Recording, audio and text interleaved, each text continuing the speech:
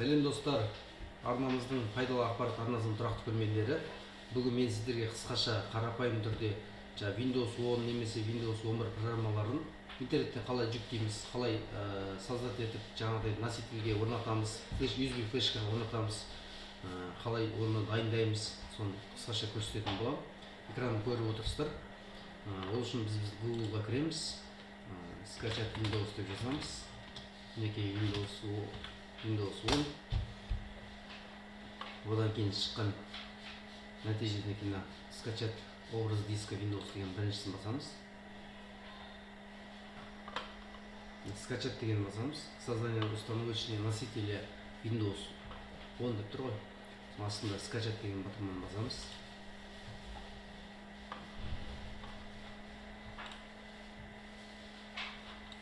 Мінекей Media Creation Tool 22H2 версиясын тартып алдық.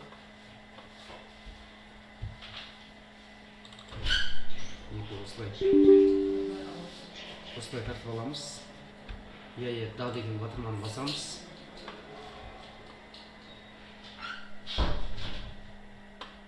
Бізде экранымызда осылай выполняться подготовка деп шығады. Яғни флешкамызды іздеп жатыр қазір. Программамыз дайындалып жатыр.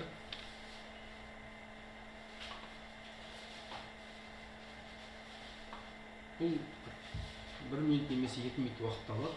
Шамалы күте тұрамыз. Одан кейін мынандай нәрсе шығады. Принять батырмасын басамыз. Тағы 1 минут немесе 30 секунд күтеміз.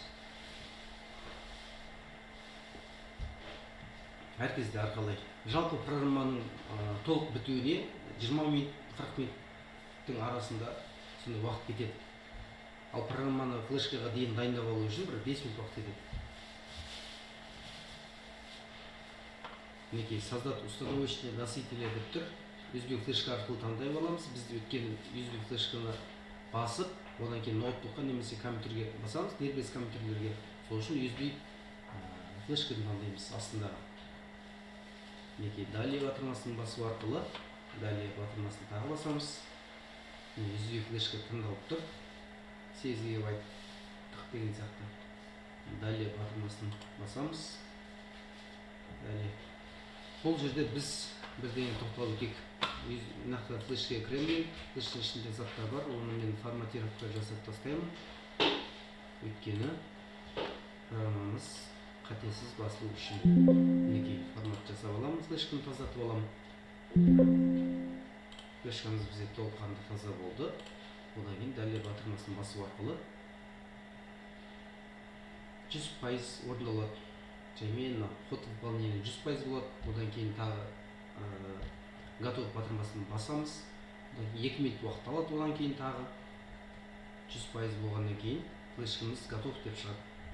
Біткен кезде готов деп шығады. Сол готов батырмасын басқан кезде флешкамызге программа орнатылған деген сөз. Сол флешканы алып, кез келген ноутбук немесе жаңағы компьютерімізге барып, установочный загрузка флешка арқылы баса беруге болады. Назарларыңызға рахмет. Арнаға тіркеліп, лайк басуды ұмытпаңыздар. Қолдап кетіңіздер. Рахмет.